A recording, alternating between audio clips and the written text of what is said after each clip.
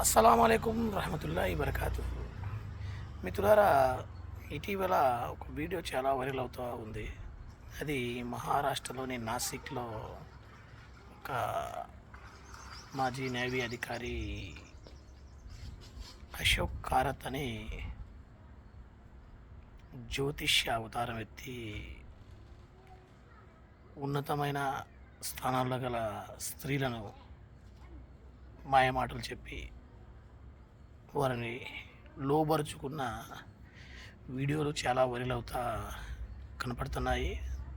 తనను already arrest చేయడం కూడా జరిగింది. ఎక్కడైనా కానీ పవిత్రత అపవిత్రత అనే రెండు విషయాలు ఉంటాయి.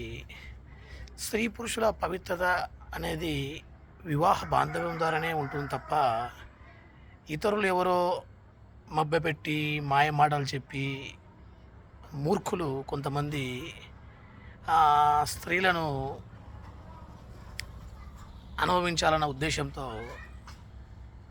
బాబాలుగాను ఇలా స్వామీజీలుగాను లేక మరో రకంగానో అవతారాలు ఎత్తే వారి మాయ మాటల్లో పడి మీరు పవిత్రులు కాదు కదా, 100% అపవిత్రులు అవుతారు.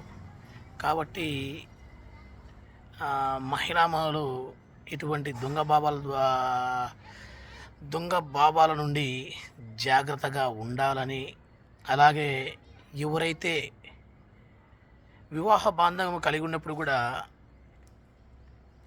వివాహ బాంధవం ద్వారానే ఏదైనా కానీ మనకు లభిస్తుంది తప్ప పవిత్రత వివాహ బాంధవ్యం లేని వ్యక్తులతో వారి దగ్గరికి చేరి వారి నుంచి కోరుకుంటే అది ఒకటి అశ్లీలమవుతుంది, 2 వ్యభిచారం అవుతుంది, 3 ఇంకా చెప్పాలంటే తనను చెడిన స్త్రీగానే భావిస్తారు తప్ప పవిత్ర స్త్రీగా ఎక్కడ భావించరు. అసలు పవిత్ర స్త్రీ అన్నది అలా చేస్తే అసలు ఏ ధర్మ ప్రకారమైన ధర్మం కాదు. కాబట్టి